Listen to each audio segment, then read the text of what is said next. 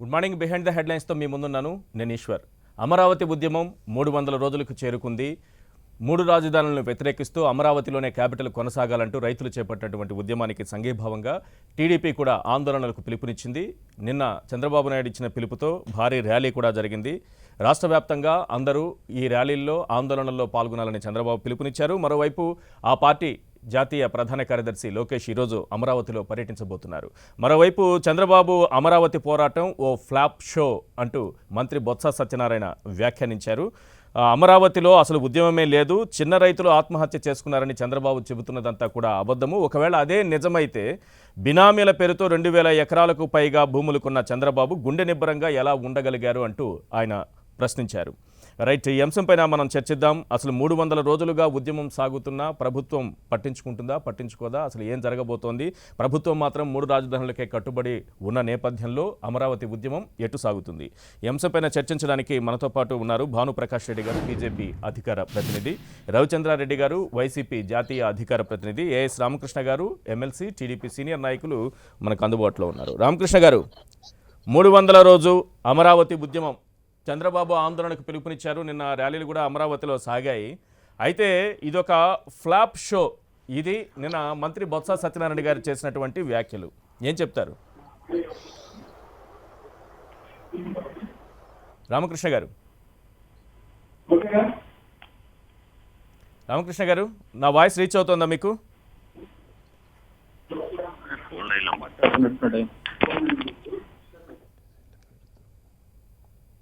Yes, మనం రవిచంద్రారెడ్డి గారితో మాట్లాడదాం. ఆ తర్వాత రామకృష్ణ గారితో కాల్ కనెక్ట్ అయిన తర్వాత మాట్లాడదాం. రవిచంద్రారెడ్డి గారు, 300 డేస్, దాదాపు సంవత్సరం కావస్తోంది, ఇంకొక 65 రోజులు పోతే. అంటే ఫ్లాప్ షో ఎలా అవుతుంది? ఇన్ని రోజులుగా కొనసాగుతున్నటువంటి ఉద్యమం మీ దృష్టిలో ఒక ఫ్లాప్ సినిమా ఎలా అవుతుంది? ఆ సినిమాకు మళ్ళీ అదన్నేంటి ఫంక్షన్ జరుపుకోవడం ఏంటి అంటున్నారు బొత్స సత్యనారాయణ గారు. 300 రోజుల ఉద్యమం ఫ్లాప్ షో ఎలా అవుతుంది? సార్, ఈశ్వర్ గారు, మీకు, భానుప్రకాష్ రెడ్డి గారికి, రామకృష్ణ గారికి అందరికి గుడ్ మార్నింగ్, నమస్తే. నమస్తే. ముఖ్యంగా 300 రోజులు కావచ్చు, 600 రోజులు కావచ్చు, 3 ఏళ్లు కావచ్చు సార్, దీన్ని అసలు ఉద్యమం అనడమే తప్పు. అసలు ఇది ఉద్యమం ఎలాగైంది సార్? ఉద్యమం అంటే ఏదన్నా పెద్ద ఆశయం తీసుకొని దాని సాధన కోసం ఎవరు ఏం పోరాటం లేదు. ఇదేం స్వాతంత్ర పోరాటం కాదు. ఇక్కడ జరుగుతున్నది ఉద్యమం పేరుతో ముఖ్యంగా ఒక పెట్టుడు నిరసన, ఒక నెట్టుడు ఉద్యమం అనుకోండి. అంటే ఇప్పుడు చంద్రబాబు నాయుడు గారు స్పాన్సర్షిప్ లో 300 రోజులు ఏంటి సార్? డైలీ పేమెంట్ ఇస్తే 3000 రోజులు కూడా చేస్తారు. డైలీ పేమెంట్ వస్తుంది, మధ్యాహ్నం బిర్యానీ వస్తుంది, సాయంత్రం పోయేటప్పుడు క్వార్టర్కి డబ్బులు వస్తాయి, ఎంతో కొంత పేమెంట్ ఇస్తారు. ఉదయం 9కో 11కో రావచ్చు. ఎవరు గ్రీన్ కండువా వేసుకుంటే వాళ్ళే రైతులు. అంతేగాని ప్రతి ఒక్కళ్ళు రైతులుగా ఏం సర్టిఫికేట్ ఉన్నోళ్ళు ఏం కాదాడా. అక్కడ ఉన్నోళ్ళలో కొంతమంది ఉండవచ్చు. వాళ్ళు గతంలో రైతులుగా ఉండేవారు, ప్రభుత్వంతో ఒప్పందం చేసుకోక ముందు, అప్పటి ప్రభుత్వంతో. కానీ వాళ్ళందరూ ప్రభుత్వంతో ఒప్పందం చేసుకొని కౌలు తీసుకొని డెవలప్మెంట్ ప్లాట్లకు అగ్రి అయిన తర్వాత వాళ్ళు రియల్టర్స్ అయిపోయారు. వాళ్ళల్లో కూడా సార్ 29 గ్రామాల రైతులు భూములు ఇస్తే ఈ సోకాల్డ్ ఉద్యమం అనేది చెప్తున్నారు. అక్కడ అసలు ఉద్యమం లేదు, ఊరగా లేదు. అంతా కలిపి 3 గ్రామాల్లో నిరసన సెగ అనుకున్నాం. నిజంగా సెగ పుట్టించే రీతిలో కూడా ఆ నిరసన లేదు. కాబట్టి ఆ నిరసన కూడా ఇప్పుడు 10 టీవీ స్క్రీన్ పైన మీకు కొన్ని దృశ్యాలు కూడా కనిపిస్తూ ఉంటాయి. నిన్న జరిగినటువంటి ర్యాలీకి సంబంధించి డైలీ పేమెంట్ అని మీరు వ్యాఖ్యానిస్తున్నారు. అదే నిజమైతే 300 రోజులు సాధ్యమేనా సార్? అక్కడ ఒక మైక్ పట్టుకొని వచ్చింది, విజువల్ కొద్దిగా వెనక్కి లాగితే కనపడుతుంది. ఇప్పుడు లైట్ గ్రీన్ కలర్ చుడీదార్ వేసుకున్నది ఆ మహిళ రైతా సార్? ఉషా హాస్పిటల్ ఏదైతే మొన్న రమేష్ హాస్పిటల్ జరిగిందో దానికి సంబంధించిన వాళ్ళ బంధువు ఆమె రాయపాటి వాళ్ళ వంశానికి సంబంధించిన ఆమె మహిళా రైతుగా ఢిల్లీ వెళ్ళారు. శంకర్ పద్మశ్రీ గారు అని చెప్పి, జేఏసీ అని చెప్పి, కాంగ్రెస్ అని చెప్పి, కాంగ్రెస్ లో మహిళా అధ్యక్షురాలుగా మేము కాంగ్రెస్ లో ఉన్నప్పుడు పనిచేసినామేమో మహిళా రైతుగా ఢిల్లీ వెళ్ళారు. సార్, మహిళా రైతులుగా మొన్న ఢిల్లీ వెళ్ళిన వాళ్ళందరూ నిజంగా రైతులే సార్? ఎక్కడ వ్యవసాయం చేశారు? ఎక్కడ ఎవరికి ఎన్ని ఎకరాలు ఉన్నాయి సార్? ఇవన్నీ కూడా కాంబినేషన్ ఆఫ్ కూప్ అంటారు దీన్ని. ఆయన భూముల్ని కాపాడుకోవడం కోసం ఆయన బిలంలో దాముకొని హైదరాబాద్ లో ఆయన స్పాన్సర్డ్ అమౌంట్ తో ఆర్కెస్ట్రాని వాయిస్తా ఉంటే అది ఉద్యమం సార్? దాన్ని ఉద్యమం అనడానికి కొద్దిగా మనం అంతా కూడా అభ్యంతరం చెప్పాలి. ఖచ్చితంగా కూడా అది ఉద్యమం కాదు సార్. ఉద్యమం అనే మాట మీకు నచ్చినట్టు కనపడట్లేదు. ఎస్ రామకృష్ణ గారు, అసలు ఉద్యమం అనే మాటే వినడానికి అది కరెక్ట్ కాదని అంటున్నారు రవిచంద్రారెడ్డి గారు. 300 రోజులు ఆందోళనని మీరు అంటున్నారు. నిన్న చంద్రబాబు నాయుడు గారు పిలుపునిచ్చారు. అయితే ఇది ఒక ఫ్లాప్ షో. ఇది బొత్స సత్యనారాయణ గారి వ్యాఖ్య.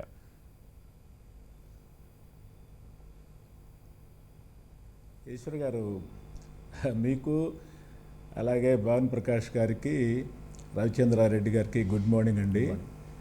నేను రవిచంద్రారెడ్డి గారు అంతకంటే భిన్నంగా మాట్లాడతారు అని చెప్పని నేనైతే ఎక్స్పెక్ట్ చేయాలి. వాళ్ళు అంతే మాట్లాడతారు, రేపు కూడా అంతే మాట్లాడతారు, ఎల్లుండి కూడా అంతే మాట్లాడతారు. ఇక వాళ్ళు మారండి, ఇట్లాగే మాట్లాడుతూ ఉంటారు. ఇవాళ రైతు ఉద్యమం ఇవాళకి 300 రోజులు అలాగే మాట్లాడితే ఎంతకాలం ఈ ఉద్యమం?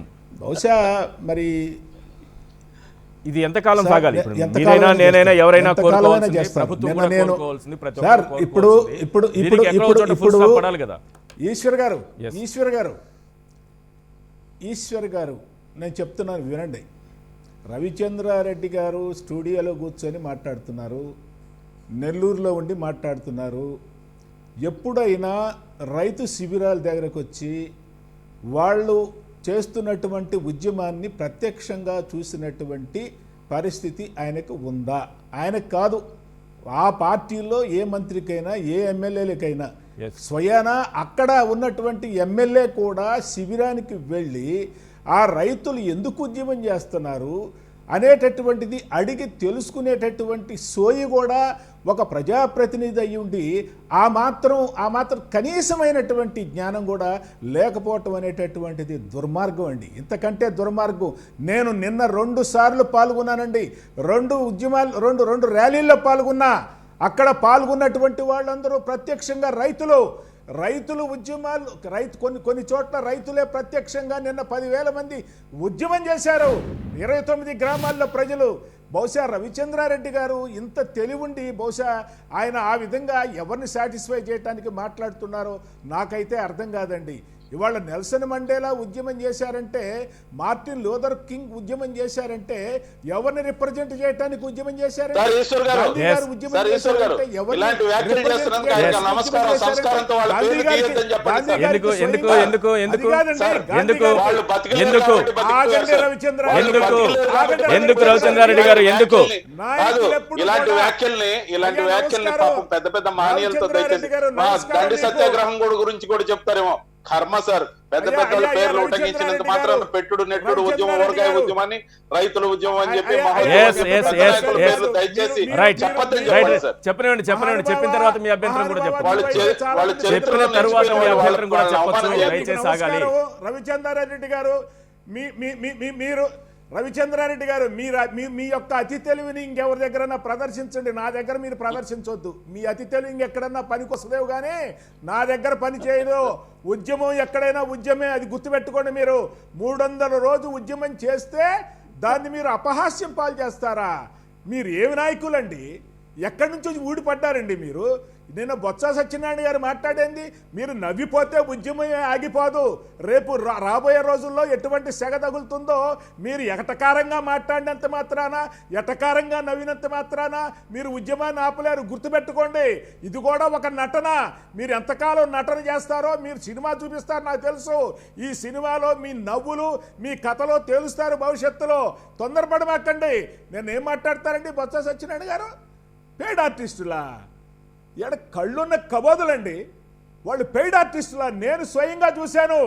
వాళ్ళకు భూములు ఉన్నటువంటి రైతులు రకరకాల మార్గాల్లో అక్కడ ఉన్నటువంటి రైతుల్ని ఏమార్చడానికి ప్రయత్నిస్తున్నారు, అవమానం చేయడానికి ప్రయత్నిస్తున్నారు. నేను స్వయంగా శిబిరానికి వెళ్ళినటువంటి వ్యక్తిగా మాట్లాడుతున్నా. నేను అబద్ధం ఆడాల్సినటువంటి కర్మ నాకేం పట్టలేదు. నేను ఎవరి తరపున మాట్లాడటల్లా, రైతుల తరపున మాట్లాడుతున్నాను. ప్రత్యక్షంగా శిబిరాలకు వెళ్ళాను. ఎవరైతే రైతులు అమరావతి రాజధానికి భూములు ఇచ్చారో ఆ రైతులే అన్ని శిబిరాల్లో కూడా కూర్చున్నారు. ఈ విషయాన్ని రవిచంద్రారెడ్డి గారు నేను ఆయనకి విజ్ఞప్తి చేస్తా ఉన్నా. ప్రత్యక్షంగా వెళ్ళి మీరు శిబిరాల దగ్గరకు వెళ్ళండి. ఊక స్టూడియోలో కూర్చొని మీ బొత్స సత్యనారాయణ మాట్లాడారని, ధర్మాన కృష్ణదాసు మాట్లాడాడని, పల్లవరాజు గారు మాట్లాడారని వాళ్ళ పల్లవి ఎత్తుకొని ఇక్కడ మాట్లాడటం కాదు. మీరు శిబిరాలకు వెళ్ళండి, ఇన్వెస్టిగేట్ చేయండి, పరిశీలించండి. మీకు జ్ఞానం ఉందని చెప్పనుకుంటే, మీరు ఎక్కువ తెలియగల వాళ్ళని చెప్పనుకుంటే క్షేత్రస్థాయిలో మీరు వెళ్ళాల్సినటువంటి అక్కడ నిన్న కనిపించిన వాళ్ళలో భూములున్న రైతులు ఎవరు లేరు అని అంటున్నారు. మీరు కూడా పాల్గొన్నారు అని మీరు అంటున్నారు. కొన్ని పేర్లు అంటే మీరు జాయిన్ కాకముందు కొన్ని పేర్లు కూడా ఉదహరించారు. చెప్తున్నానండి. అరే ఏమండి ఈశ్వర్ గారు, అమరావతి ప్రాంతంలో రైతులు ఉద్యమం చేశారు. గుంటూరు, విజయవాడలో రైతులకు సంఘీభావంగా మేము ఉద్యమం చేశామండి. అన్ని చోట్ల రైతులు ఉద్యమం చేశారు, రైతులకు సంఘీభావంగా. ఇవాళ ఏలూరులో రైతులు సంఘీభావంగా ఉద్యమం చేశారు, అనంతపురంలో చేశారు, శ్రీకాకుళం చేశారు, నెల్లూరులో చేశారు, చిత్తూరులో చేశారు. అంటే అమరావతి రైతులు అక్కడికి వెళ్ళి చేస్తారా? నాకు అర్థం కాదు. ఏంటండి ఇది? ఈ మాటలు ఏంటండి? సంఘీభావంగా రైతులకు సంఘీభావంగా. ఇప్పుడు సమైక్యాంధ్ర ఉద్యమం జరిగిందండి. సమైక్యాంధ్ర ఉద్యమంలో అన్ని చోట్ల చేస్తారు. ఎవరు చేస్తారండి? నాకు అర్థం కాదు. మరీ ఇంత తెలివి తక్కువగా మాట్లాడతారండి. ఎవరి చెవులో పూలు పెట్టడానికి ప్రయత్నిస్తున్నారండి? ఎవరి చెవులో ఇది అమరావతి రైతుల ఉద్యమం కాదు, ప్రజా ఉద్యమం. క్లియర్ గా అర్థమవుతోంది. నేను రవిచంద్రారెడ్డి గారితో మాట్లాడే ముందు ఒకసారి భానుప్రకాష్ రెడ్డి గారితో మాట్లాడుకోండి. రవిచంద్రారెడ్డి గారు, ఇది ఒకవైపు మీరేదో రైతులు వాళ్ళు వీళ్ళు కొంతమంది నాయకులు కాంగ్రెస్ పార్టీకి సంబంధించిన వాళ్ళు ఇతరులు ఎవరో కొన్ని పేర్లు చెప్పారు, అవన్నీ పక్కన పెడితే ఇది రైతు ఉద్యమం కాదని మీరు అనుకుంటున్నారు కదా. ఇది ప్రజా ఉద్యమం, రాష్ట్రం అంతా జరిగిందని చెప్తున్నారు. దానికి ఆన్సర్ చేయాలి మీరు. తర్వాత వస్తాం మీ దగ్గరికి. భానుప్రకాష్ రెడ్డి గారు, 300 రోజులుగా సాగుతున్నటువంటి ఉద్యమం అంటే రకరకాల వ్యాఖ్యానాలు. ఇటు చూస్తే ఏమో ఇది ఫ్లాప్ షో అని, అటు చూస్తే ఏమో హిట్ షో అని. హిట్ అంటే నేను అనేది ప్రభుత్వాన్ని హిట్ చేసిందా లేదా అనేది నా ఉద్దేశం. ముందుగా రవిచంద్రన్కి, రామకృష్ణ గారికి, ఈశ్వరునికి నమస్కారాలు. చాలా బాధాకరమైన విషయం. ఎందుకంటే ఒక రైతులు చేస్తున్నట్టు ఉద్యమాన్ని ఊరగాయతో పోల్చడం, మద్యం బాటలతో పోల్చడం, ఇంకా మొన్న ఒక మంత్రి గారు అనరాని మాటలు రైతుల్ని అసలు నేను మీతో ఇప్పుడు కూడా చెప్పలేను అలాంటి పదాలని మాట్లాడడం, కృష్ణదాస్ గారు అనుకుంటారు, వారు మాట్లాడడం చాలా మంచిది కాదు. ఎందుకంటే ఈరోజు మనం ఈ విధంగా ఉంటున్నామంటే రైతులే ఈ దేశానికి వెన్నెముక రైతులు. ఈరోజు రవిచంద్రన్ చెప్తున్నారు అక్కడ మహిళలు ఉన్నారు వాళ్ళకి, కానీ నైతిక మద్దతు ఇచ్చేది వేరు, అక్కడ చేస్తున్నది రైతులు ఉన్నవారు ధర్నా చేస్తుంటే పోయి మద్దతు. ఇప్పుడు మేము కూడా చాలా ఉద్యమాల్లో భారతీయ జనతా పార్టీ తరఫున వెళ్ళి మద్దతు ఇస్తుంటాం. అంత మాత్రం మేము అందరూ రైతులు కాదు పోయి మద్దతు ఇవ్వాల్సిన అవసరం లేదని మాట్లాడకూడదు. ఈరోజు ఖచ్చితంగా 300 రోజులు చేశారంటే ఆషామాషి విషయం కాదండి. ఇప్పుడుండే పరిస్థితుల్లో 1-2 రోజులు ఏదైనా ఉద్యమం చేసేదే కష్టమైన పరిస్థితిలో వారికి మార్నింగ్ బిర్యానీ ఇస్తున్నారు, రాత్రి బాటిల్ ఇస్తున్నారు అనేది మంచిది కాదు. ఒకటి రవిచంద్రన్ మనసులో నుంచి వచ్చిన మాట కాదు, అది కేవలం వాళ్ళ పార్టీని రక్షించుకోవడానికి, వాళ్ళ పార్టీని కాపాడుకోవడానికి మాట్లాడుతున్న మాటలుగా నేను అనిపిస్తుంది. ఎందుకంటే ఆయన కూడా రైతు కుటుంబం నుంచి వచ్చిన వ్యక్తి, ఆయనకి రైతంగా అక్కడ ఉంటే బాధలు, కష్టాలు, నష్టాలు తెలుసు కాబట్టి మనసులో ఒకటి ఉంది, పైకి ఒకటి మాట్లాడుతున్నారని చెప్పి నేను భావిస్తున్నా. కేవలం పార్టీని డిఫెండ్ చేయాలి, పార్టీని. ఈ 300 రోజులకి సంఘీభావంగా ఎందుకు బీజేపీ రైతులతో కలిసి పోరాటం చేయలేదు, ఎందుకు సాగలేదు? చంద్రబాబు నాయుడు గారు ఉన్నంత అంటే ఆయన పిలుపునిచ్చారు, కలిసి సాగండి అన్నారు. టీడీపీ నాయకులు రాష్ట్ర వ్యాప్తంగా అక్కడక్కడ కొన్ని చోట్ల ర్యాలీలు, ధర్నాలు ఏవో చేసినట్టు కనిపిస్తోంది. బీజేపీ ఎక్కడ కనపడట్లేదు ఇందులో. భారతీయ జనతా పార్టీ అమరావతిలో రాజధాని ఉండాలని చెప్పి సంపూర్ణ మద్దతుని ప్రకటించడం జరిగింది. మరి రాష్ట్ర అధ్యక్షులు, ఇంతకుముందు పూర్వ అధ్యక్షులు కన్నా లక్ష్మీనారాయణ గారు చెప్పడం జరిగింది, అలాగే సోమవీరాజు గారు కూడా చెప్పడం జరిగింది. కానీ అందరూ ప్రజలు ఏమనుకుంటున్నారంటే కేంద్రంలో ఒక మాట మాట్లాడుతున్నారు, ఇక్కడ మాట అంటే కేంద్రం అంటే కేంద్రంలో పార్టీ వేరు, కేంద్ర ప్రభుత్వం వేరండి. ప్రభుత్వ గైడ్ లైన్స్ ప్రకారం రాష్ట్ర ప్రభుత్వ పరిధిలో రాజధాని అంశం ఉంటుంది కాబట్టి కేంద్రం అంటున్నారు. భారతీయ జనతా పార్టీ వేరు. అందుకని భారతీయ జనతా పార్టీ రైతన్నలకి అమరావతిలోనే రాజధాని ఉండాలని చెప్పి మా సంపూర్ణ మద్దతుని మా రాష్ట్ర అధ్యక్షులు కూడా ఇవ్వడం జరిగింది. కాబట్టి దయచేసి వాళ్ళు చేసినట్టు ఉద్యమం తొందరలోనే మంచి ఫలితాలు రావాలని చెప్పి. పార్టీ వేరు, ప్రభుత్వం వేరు, కేంద్రం వేరు, పార్టీ వేరు అని చెప్తున్నారు. ఒకటి చట్టంలో ఏ క్యాపిటల్ అని ఉంటే ఒకే క్యాపిటల్ అనేది ఏదో కొన్ని విషయాలు తీసుకొచ్చారు, మీరు ఏదో అఫిడవిట్ రూపంలో క్లారిటీ ఇచ్చారు. లేదు ఒకటేనే కాదు, దాన్ని ఏ రకంగానే అర్థం చేసుకోవచ్చు అని చెప్పారు. కానీ మోడీ చేతుల మీదుగా శంకుస్థాపన ఇక్కడ జరిగింది, మరి నైతిక బాధ్యత లేదా అని ప్రశ్నిస్తున్నారు. కేంద్రం బాధ్యత ఉంది, బీజేపీ బాధ్యత కూడా ఉంది అనేది వారి టీడీపీ చంద్రబాబు నాయుడు ప్రతి సందర్భంలో అంటున్నారు. మోడీ గారే ఆన్సర్ చేయాలి. ఖచ్చితంగా అండి. దీనికి భారతీయ జనతా పార్టీ అప్పుడు నరేంద్ర మోడీ గారు వచ్చి దాదాపు 1500 కోట్లు, దీనికి మళ్ళీ ఒక 1000 కోట్లు, 2.5 కోట్ల రూపాయలు రాజధాని నిర్మాణానికి కేంద్ర ప్రభుత్వం ఇవ్వడం జరిగింది. చంద్రబాబు నాయుడు గారికి అసలు మాట్లాడే హక్కు లేదండి ఈరోజు. ఎందుకంటే 5 సంవత్సరాలు అమూల్యమైన కాలాన్ని కేవలం డిజైన్ల పేరుతో సింగపూర్ లాగా కట్టిస్తా, జపాన్ మార్గ కట్టిస్తా అని చెప్పి తన అమూల్యమైన కాలాన్ని వృధా చేసుకున్నారు. దాదాపు నా దేశం ఇప్పటికీ 8,000 నుంచి 9,000 కోట్ల రూపాయలు రాజధాని నిర్మాణం కోసం గత ప్రభుత్వం ఖర్చు చేయడం జరిగింది. ఇదంతా ప్రజాధనాన్ని వృధా చేయడం కాదా అని చెప్పి నేను చంద్రబాబు నాయుడు గారిని ప్రశ్నిస్తున్నాను. చంద్రబాబు నాయుడు గారు చేసినట్టు తప్పుదనం ఆ రోజే వేగవంతంగా ఈ డిజైన్ల పేరుతో ఆలస్యం చేయకుండా ఖచ్చితంగా అడిగాము. వెళ్ళమన్నారని చెప్పారు ఏదో ఒక రాజధాని సందర్శించడానికి. భారతీయ జనతా పార్టీ ఆ రోజు కూడా అడగడం జరిగింది, చంద్రబాబు నాయుడు గారికి చెప్పడం జరిగింది. ఎందుకు ఈ డిజైన్ల పేరుతో ఇంత బాహుబలి అంటారు, ఆ డైరెక్టర్ని తీసుకుని వస్తే డైరెక్టర్లు అంతా అవసరం లేదండి. దీనికి మన దగ్గర సమర్థమైనటువంటి ఇంజనీర్లు ఉంటారు, వీళ్ళందరినీ పరిగణలోకి తీసుకొని మరి మీరు కానీ ముందుకు దాని పోయింటే ఈరోజు వేరే వాళ్ళకి ఈ రాజధాని మార్చే అవకాశమే లేకుండా చేస్తున్నటువంటి పరిస్థితి చంద్రబాబు నాయుడు గారి చేతుల్లో ఉన్నింది. ఆయన దాన్ని వాళ్ళు పోగొట్టుకున్నారు. ఈ అవకాశాన్ని ఆయన కల్పించారు. ఎస్, ఖచ్చితంగా ఆయన అమూల్యమైన కాలాన్ని ముందుకు తీసుకోబోయింటే వేరే వాళ్ళు ఈ డిస్కషన్ పెట్టుండే అవకాశం లేదని చెప్పి నేను భావిస్తాను. రైట్, రవిచంద్రారెడ్డి గారు ఆన్సర్ చేస్తారా ఇప్పుడు? సార్ అవును సార్. ఇప్పుడు సార్ ఇందాక గ్రామాన రైతులు, రాష్ట్రం అంతా రైతులు, ఇందాక మరీ ముఖ్యంగా నేను కూడా 2 సార్లు నిన్న పాల్గొన్నాను. అంటే 2 సార్లుగా ఉంటే 3 సార్లు మీరు పాల్గొవచ్చు సార్. అంటే మీ రికార్డు చంద్రబాబు నాయుడు గారి దగ్గర చెప్పుకోవచ్చు. 2 సార్లు పాల్గొన్నాను. ఇప్పుడు ఇందాక సంఘీభావంగా చెప్పేవాళ్ళు మహిళా రైతులు కాదన్నారని అదని ఇదని అన్నారు సార్. ఇక్కడ విషయం ఏంటంటే 400 మంది రైతులు కానీ ధర్నా చేస్తున్నా లేకపోతే నిరసన తెలియజేస్తుంటే 40 మందో 50 మందో సంఘీభావం చెప్పచ్చు. 4 రైతులు ఉండి 400 మంది సంఘీభావం చెప్పేవాళ్ళు అయితే, ఆ సంఘీభావం చెప్పేవాళ్ళు పేమెంట్ కోసం ఆరాటపడేవాళ్ళు అయితే, గ్రీన్ కండువా వేసి ప్రతి ఒక్కరిని రైతులుగా ప్రొజెక్ట్ చేస్తుంటే బాబు గారు డబ్బు పంపించినంత కాలం ఉద్యమం జరుగుతూనే ఉంటది. దానికి ఉద్యమం అని పేరు పెట్టడం చాలా నీచమైన పదం అంటనే. అది ఉద్యమం కానే కాదు, అది చిన్నపాటి నిరసన మాత్రం ఉంది. ఆ నిరసన ఎందుకు ఉంది? అసలు వాళ్ళ డిమాండ్లు ఏంటి సార్ ఈశ్వర్ గారు? మనం అడగండి, రామకృష్ణ గారిని అడగండి. అక్కడ ధర్నా చేస్తున్న వాళ్ళు డిమాండ్ ఏంటి? ఎరువులు కావాలన్నా, రైతులకు ఏమన్నా గిట్టుబాటు ధర లేదా, లేకపోతే వాళ్ళ భూముల వారి సమస్యలు ఉన్నాయా, లేకపోతే విత్తనాలు దొరకలేదా? అవన్నీ సమస్యల గురించి తెలియదా ఇప్పటి వరకు మనకి? మళ్ళా వాళ్ళు ఎందుకు రైతుల ముసుగులో ధర్నా చేయిస్తున్నారు అంటున్నాను నేను. వాళ్ళు రాసుకోమనండి. గతంలో మేము రైతులం, ఇప్పుడు రియల్టర్లో మా భూముల ధరలు ఇలాగే ఉండాలంటే రాజధానిని ఇక్కడే ఉంచండి అని రాసుకోమనండి బ్యానర్. రైతుల ముసుగులో ఎందుకు సార్ దొంగ ధర్నాలు? మేము అనేది రైతులు కాదు సార్, వాళ్ళు రైతులుగా ఉండేవాళ్ళు, గతంలో రైతులుగా ఉన్నవాళ్ళు ఇప్పుడు కూడా అదే డిమాండ్ల కోసం, రైతు వారి డిమాండ్ల కోసం చేసేవాళ్ళు రైతు ఉద్యమం చేస్తున్నట్టు లెక్క. అలా కాకుండా మా భూములకు అపరంగా రేట్లు వచ్చేట్టు చంద్రబాబు నాయుడు గారు మమ్మల్ని ఉత్సాహపరిచి మా భూములు తీసుకున్నారు. ఆయనేమో రియల్ ఎస్టేట్ వ్యాపారం చేసుకున్నారు. మహానుభావుడు ఆయనేమో బాగానే ఉన్నాడు, మేము నష్టపోయేటట్టున్నాం. అయినా అప్పుడు 15 లక్షలు ఉన్న ఎకరా ఇప్పుడు కూడా 4 కోట్లు చేయకపోయినా 40 లక్షలు 50 లక్షలు చేస్తుంది ఒకవేళ రాజధాని లేకపోయినా.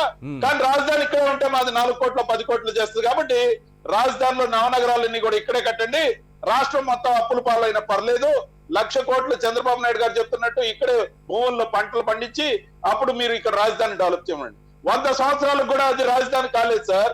అంటే రాజధానిగా ఉంటే ముఖ్యంగా మహానగరం కాలేదు. ఈ విధంగా ఇటువంటి దరిద్ర ప్లానింగ్ తోనే చంద్రబాబు నాయుడు గారు ఆ సింగపూర్ ప్లానింగ్ అని ఫ్లెక్సీలు వేసి మోసం చేసి, అదిగో అక్కడ ఈ వెంచర్ ఇక్కడ ఈ వెంచర్ అని చెప్పి దొంగ డిజైన్ చూపించి భూములు అమ్ముకొని బాగుపడ్డాడు మహానుభావుడు. కాబట్టి ప్రజల్ని ఏమారుస్తున్నారు. 16,552 గ్రామాలు ఉన్నాయి ఆంధ్రప్రదేశ్ లో. దాంట్లో 29 గ్రామాల ప్రజలు రైతులు ముఖ్యంగా భూములు ఇచ్చిన మాట వాస్తవం. వాళ్ళకి రాష్ట్ర వ్యాప్తంగా లేకపోతే ఎవరో ఒకరు రాజీనామా చేసి రెఫరెండంకి వెళ్ళొచ్చు కదా. రాష్ట్ర వ్యాప్తంగా లేకపోతే చంద్రబాబు నాయుడు గారు అయితే మిమ్మల్ని రాజీనామా చేయమని డిమాండ్ చేస్తున్నారు. సార్ మేము పరిపాలించడానికి వచ్చాం, మాకు ప్రజలు పరిపాలించమని పరిపాలన అప్పచెప్పారు. వాళ్ళకి పని బాట లేదు, వాళ్ళు రాజీనామా చేసుకోమని చెప్పండి, మాకేం సంబంధం లేదు. నిరసన వాళ్ళదైతే వాళ్ళ నిరసనకి మేము సంఘీభావం ఎక్కడ చెప్తాం సార్? ఏమన్నా అర్థం ఉందా? మేము ఒకటే చెప్తున్నాం, ఖచ్చితంగా 5 సంవత్సరాల తర్వాత అప్పుడు వచ్చి మాట్లాడుకోమనండి జనంతో. ఆయన ఉత్సాహాన్ని అప్పుడు చూపించుకోమనండి.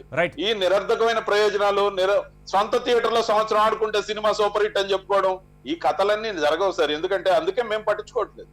రైట్, రామకృష్ణ గారు ధర్నా చేస్తున్నాడు, వాళ్ళ డిమాండ్ ఏంటి? ఏమైనా క్లారిటీ ఉందా? అది కాదు సార్, రవిచంద్రారెడ్డి గారు మాట్లాడేది ఆయన ఒక పర్వర్టెడ్ థింకింగ్లో ఉన్నాడండి. జగన్మోహన్ రెడ్డి గారు ఎట్టా పర్వర్టెడ్ థింకింగ్లో ఉన్నారు, ఈయన కూడా అదే బాటలో.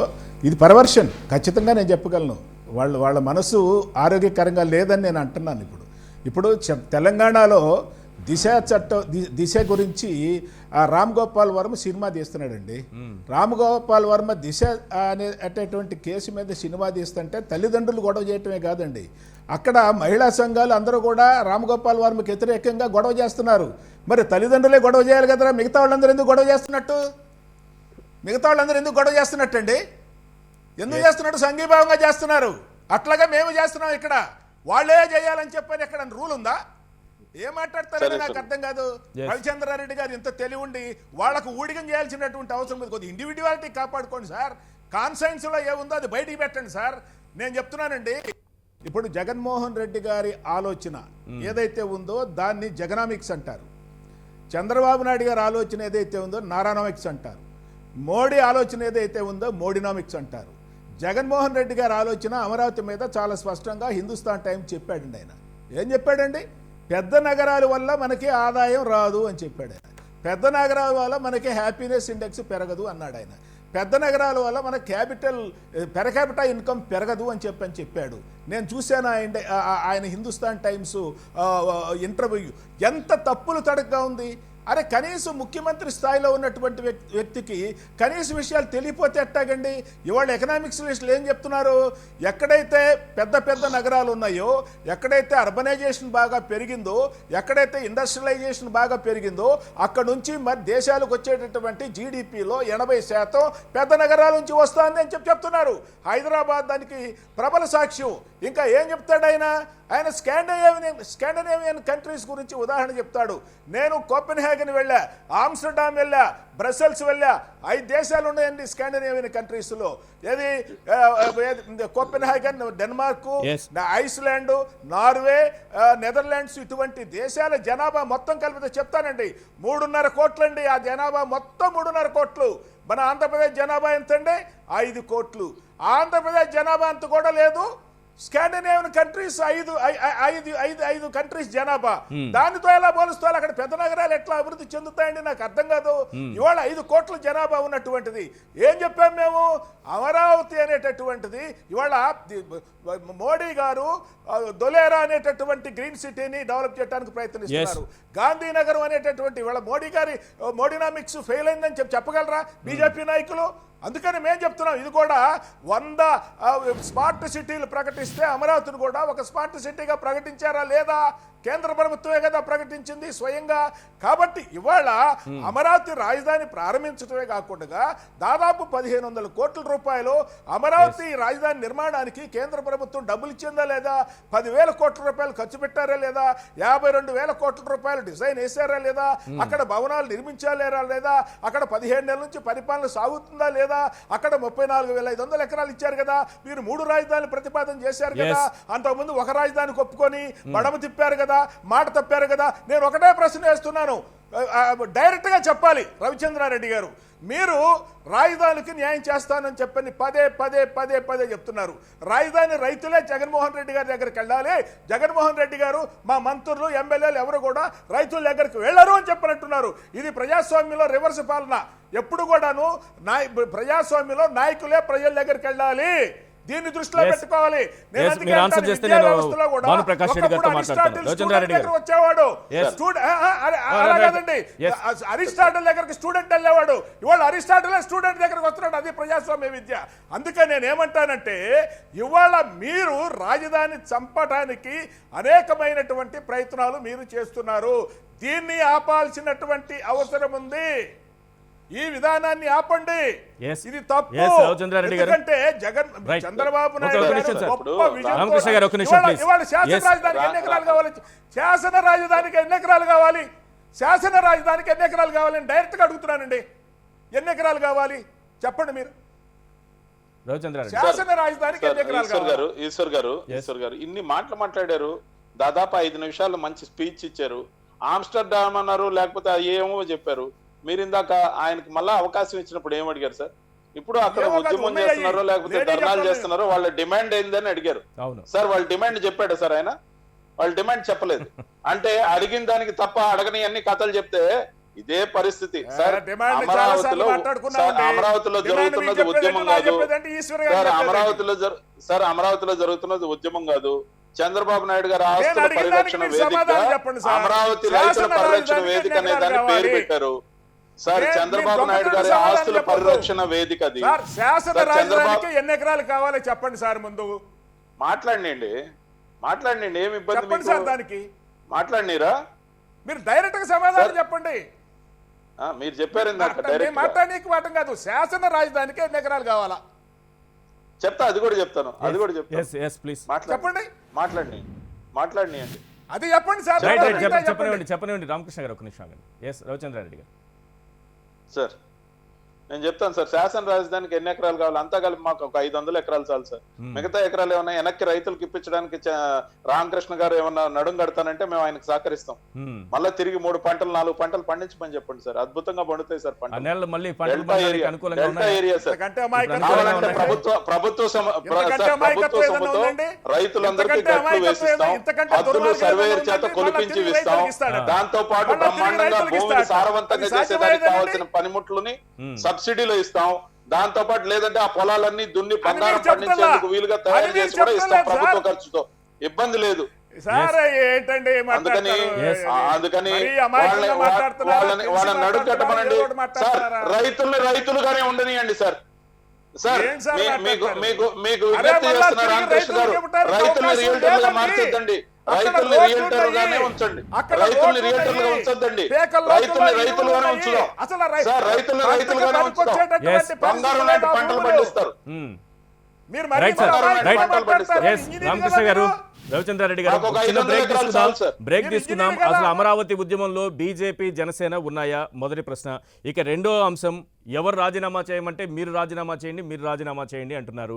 తిరుపతి పార్లమెంటుకు సంబంధించినటువంటి ఉప ఎన్నిక త్వరలో రాబోతోంది. మరి అన్ని పార్టీలు దీనిని రెఫరెండంగా స్వీకరించడానికి సిద్ధంగా ఉన్నాయా? చర్చిద్దాం. వచ్చిన భానుప్రకాష్ రెడ్డి గారు, ఈ ఉద్యమానికి బీజేపీ సపోర్ట్ అన్న అంశానికి సంబంధించి 2 విషయాలపైన మీరు ఆన్సర్ చేయాల్సి ఉంటుంది. ఒకటి, కర్నూలులో హైకోర్టును మీరు సమర్థించడం, అంటే సగం ఆ ఉద్యమం నుంచి మీరు తప్పుకున్నట్టుగా కనిపిస్తోంది. అంటే సగం మీరు 3 ప్రాంతాలకు సంబంధించి ఒకదాన్ని అంగీకరించినట్టే ఒకటి క్లియర్గా కనిపిస్తోంది. రెండోది, కేంద్రానికి సంబంధించి, కేంద్రం పాత్రకు సంబంధించి, దీనికి సంబంధించి మాకు సంబంధం లేదని చెప్పడం ద్వారా కూడా సగం తప్పుకున్నట్టుగా కనిపిస్తోంది.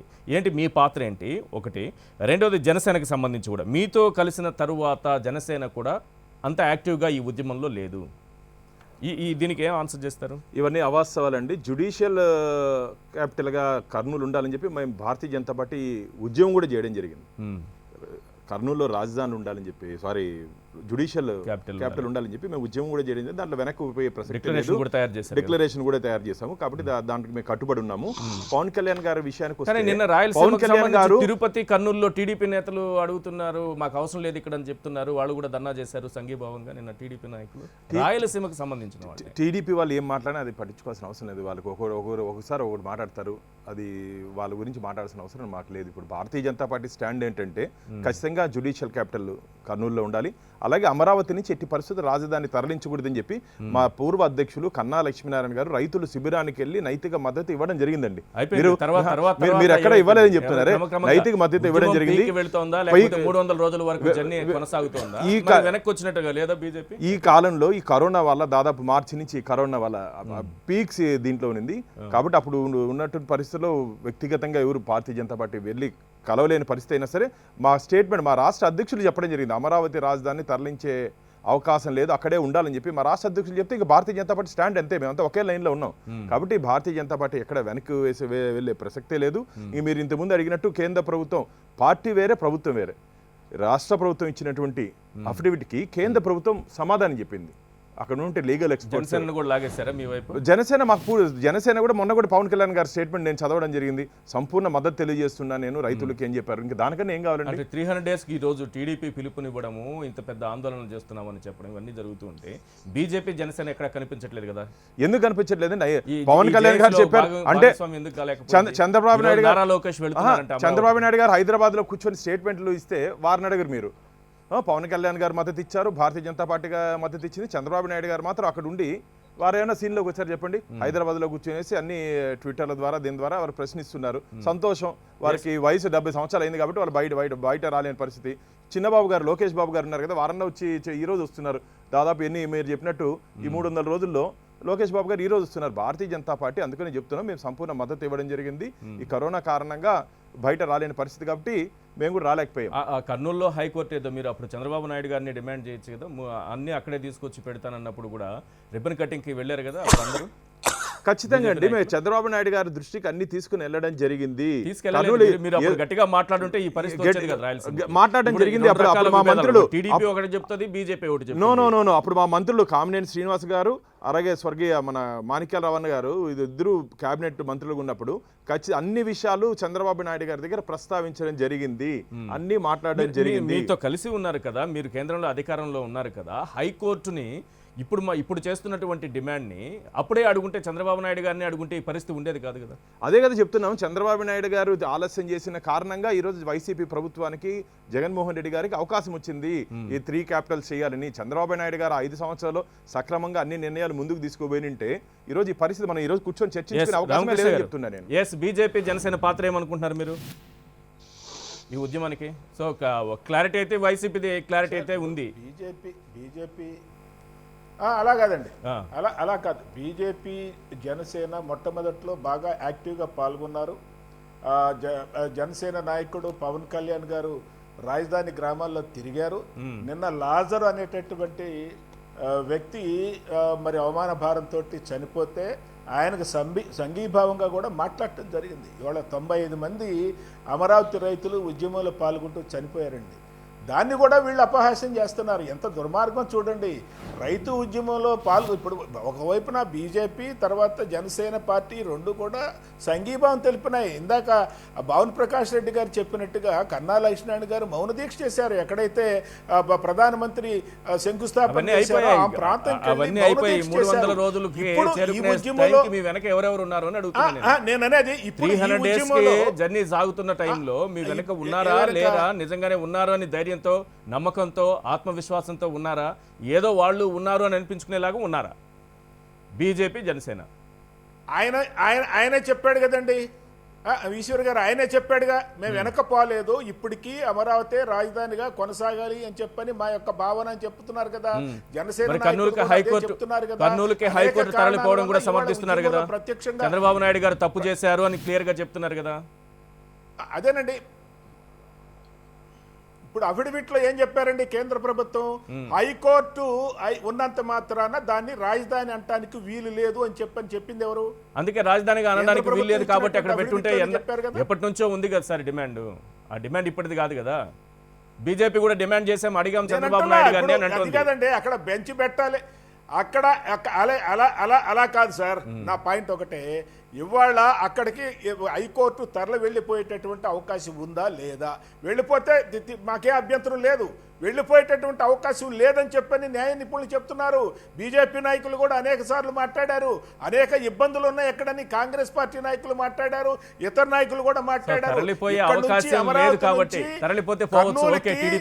హైకోర్టు తరలిపోవాలి అని చెప్పారంటే అంటే టీడీపీ దీన్ని కూడా అంగీకరిస్తుందా? మరి రైతులు అంగీకరించారు కదా, అక్కడ అన్ని కావాలి, 3 అక్కడే కావాలంటున్నారు కదా. రామకృష్ణ, రవిశంకర్ ప్రసాద్ గారు కేంద్ర న్యాయశాఖ మంత్రి గారు తిరుపతికి వచ్చినప్పుడు మేము ఒక అర్జీ ఇచ్చినప్పుడు ఇది హైకోర్టు మాకు కావాలని చెప్తే అప్పుడు తిరుపతిలో ఉద్యమం కూడా జరుగుతుంది ఈ జ్యుడిషియల్ క్యాపిటల్ కోసం.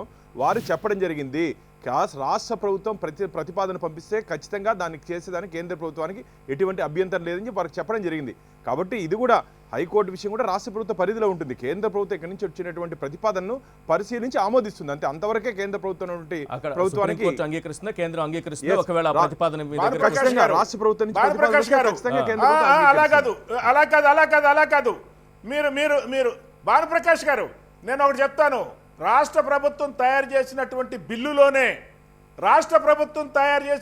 బిల్లులోనే చట్ట ప్రకారంగా అన్ని ఆమోదం పొందినటువంటి, ఏంటి ఆమోదం పొందాలి? కొలీజియం ఆమోదం పొందాలి, ఆ రాష్ట్రపతి గెజెట్ ఇవ్వాలి. ఇదంతా జరిగిన తర్వాతే హైకోర్టు అక్కడికి వెళుతుందని చెప్పని బిల్లులోనే ఉంది.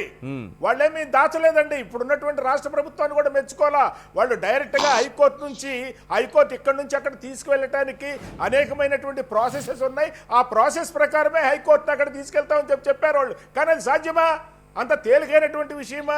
అది ఆలోచించాలని చెప్పని నేను అంటే తేలికో సాధ్యమో, వాళ్ళేదో వాళ్ళ తిప్పలు వాళ్ళు పడతారు, వాళ్ళ కష్టాలు వాళ్ళు పడతారు, అవన్నీ పక్కన పెడదాం. వాళ్ళ తిప్పలే వాళ్ళు పడతారు, అది వదిలేద్దాం. రేపు కేంద్రం సహకరిస్తుందో ఏదో వాళ్ళు తీసుకెళ్తారంటే మీకు ఓకేనా? ఎట్లా ఓకే అవుతుంది అంటున్నా నేను. సార్ నేను అదే చెప్పేది. ఇవాళ ఇక్కడి నుంచి హైకోర్టు తరలి వెళ్ళాలి అని చెప్పనంటే ఒకసారి హైకోర్టు పెట్టిన తర్వాత దాన్ని సార్ మీరు టెక్నికల్ అంశాలు చెప్తున్నారు. నేను అంటున్నది అది కాదు, ఇది సాధ్యం అవుతుందా లేదా అన్నది కాదు సార్. టెక్నికల్ అంశాలు కాదు, వాళ్ళు తీసుకెళ్లాలి అనుకుంటున్నారు, వాళ్ళు ఎవరినో పట్టుకుంటారు, సుప్రీంకోర్టుకు వెళ్తారు, వాళ్ళు ఓకే అంటే మీకు ఓకేనా అంటున్నా నేను. అప్పుడు అడ్డుకుంటారా? అడ్డుకోరా? పోతే నేను వదిలేస్తారా? సార్ మేము అడ్డుకోమండి, తీసుకెళ్ళమనండి, మేమే అడ్డుకోం. ఇక్కడ ఎగ్జిక్యూటివ్ క్యాపిటల్ ఒకటి మాత్రమే బ్రాంచ్ పెట్టడం కరెక్ట్ అంటున్నారు. ఇక్కడ క్లారిటీగా వచ్చింది కదా. ఇప్పుడు అక్కడ ఉండాల్సింది ఏంటి? లెజిస్లేచర్ ఒకటి, జ్యుడిషియరీ ఒకటి, ఎగ్జిక్యూటివ్ ఒకటి. ఇందులో హైకోర్టు ఏమో కర్నూలుకి వెళ్ళిపోతే మీకు అభ్యంతరం లేదు, హైకోర్టు ఏమో కర్నూలుకి వెళ్ళిపోతే బీజేపీకి అభ్యంతరం లేదు, హైకోర్టుని కర్నూలుకి తీసుకెళ్లిపోవాలని ఎలాగూ వైసీపీ ప్రభుత్వం అనుకోండి, ఎవరికి అభ్యంతరం లేదనేది క్లియర్గా ఉంది. కానీ అమరావతి రైతులు ఆ స్టాండ్ మీద ఉన్నారా? హైకోర్టు కూడా అక్కడే కావాలంటున్నారు. ఇంకా మిగిలింది ఏంటి? ఎగ్జిక్యూటివ్ క్యాపిటల్ ఒకటే. అంతేనా రామకృష్ణ గారు? నేను పాయింట్ మీరు నేను చెప్పేది మీరు అర్థం చేసుకోండి సార్. నేను చెప్పేది మీరు అర్థం చేసుకోండి. అంటే నేను ఏమంటున్నానంటే 3 వ్యవస్థలు ఒక చోట ఉన్నట్టయితే పరిపాలన సక్రమంగా జరుగుతుంది అనేటటువంటిది విజ్ఞుల అభిప్రాయము. ఇప్పుడు మనం హైకోర్టుని మనం కర్నూలు తీసుకెళ్ళామనుకోండి, దానివల్ల కర్నూలు వాళ్ళకి ఒరిగేదేమిటి? ఇతర ప్రాంత ప్రజలకు ఇబ్బందే కదా. అక్కడ బెంచ్ పెడితే ఓకే, కానీ మెయిన్ కోర్టు అక్కడ తీసుకెళ్ళడం వల్ల కర్నూలు వాళ్ళకి జరిగేది ఏంటంటున్నా వాళ్ళ పెద్ద ప్రయోజనం లేదు. కర్నూలు అంటే కేవలం హైకోర్టు వచ్చినంత మాత్రాన కర్నూలు రాయలసీమ బాగుపడుతుంది అనుకోవట్లేదు. దానితో పాటు అదనంగా చాలా కావాల్సిన అవసరం ఉంది మాకు. హైకోర్టు కావాలి, ఇంకా అదనంగా చాలా కావాలి మాకు. అన్ని అడిగాం.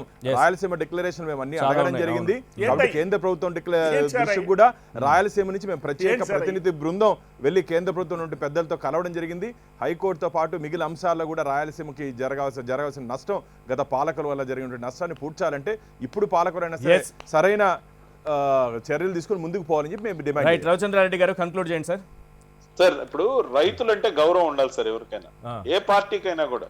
మేము రామకృష్ణ గారిని అడుగుతున్నాం, తెలుగుదేశం పార్టీకి రైతులంటే గౌరవం ఉంటే రైతుల్ని రైతులుగా ఉంచండి, రియల్టర్లుగా మార్చొద్దని చెప్తున్నాను నేను.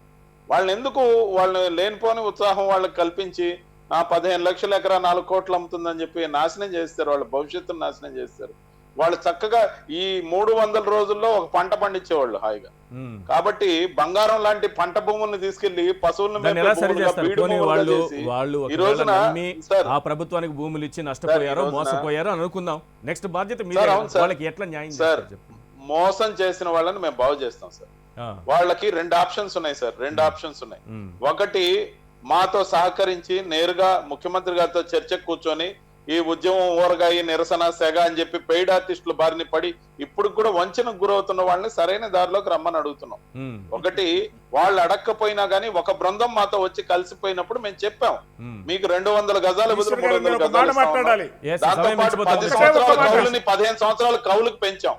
లేదు ఈ 2 వద్దనుకోండి, నాయకత్వం వహించమనండి రైతు వారి బృందాన్ని, వాళ్ళ భూములు దున్నించి వాళ్ళకే ఇస్తాం సార్, బంగారం పండిస్తారు సార్. ఒక్కటే ఒక మాట చెప్పండి సార్. ఇప్పుడు రైతులకి రవిచంద్రారెడ్డి గారు, రామకృష్ణ, ఈశ్వర్ గారు, భానుప్రకాష్ రెడ్డి గారు పాఠాలు చెప్పాల్సినటువంటి అవసరం లేదు. వాళ్లే మనకు పాఠాలు చెప్పాల్సినటువంటి స్థితిలో వాళ్ళు ఉన్నారు. అంతగా వారు ఎదిగిపోయారు ఈ ఉద్యమం వల్ల. రవిచంద్రారెడ్డి గారు రైతుల్ని వాళ్ళ మనసులు పాడు చేశారు, వాళ్ళని పక్కదారి పెట్టించారని చెప్పి అంటున్నారు. రైతులు ఆ స్థితిలో లేరు. రైతులు ఇవాళ ఒక్కొక్క రైతు ఎవడు ఇంతకు ముందు బయటికి రానటువంటి వాళ్ళు మాట్లాడేటటువంటి విధానాన్ని మీరు చూడండి. మిమ్మల్ని వాళ్ళని చేస్తారు సార్. వాళ్ళకి మనం చెప్పక్కర్లేదు. వాళ్ళకి న్యాయం ఏంటి, అన్యాయం ఏంటి, ఈ రాష్ట్ర ప్రభుత్వం చేస్తున్నటువంటి అన్యాయం ఏంటి వాళ్ళకి బాగా తెలుసండి. మీరు వాళ్ళకి చెప్పండి. దీనికి ఫుల్ స్టాప్ పడాల్సిన అవసరం ఉంది. మరి ప్రభుత్వం ఏ రకంగా చర్యలు తీసుకుంటుంది? అమరావతి ఉద్యమం ఇంకా ఎన్ని మలుపులు తీసుకుంటుంది? రైట్, థ్యాంక్ యూ అండి రామకృష్ణ గారు, భానుప్రకాష్ రెడ్డి గారు, థ్యాంక్ యూ సార్ చర్చలో పాల్గొన్నందుకు. రవిచంద్రారెడ్డి గారు థ్యాంక్ యూ. ఇది వాళ్ళ చర్చా కార్యక్రమం. చూస్తూనే ఉండండి 10.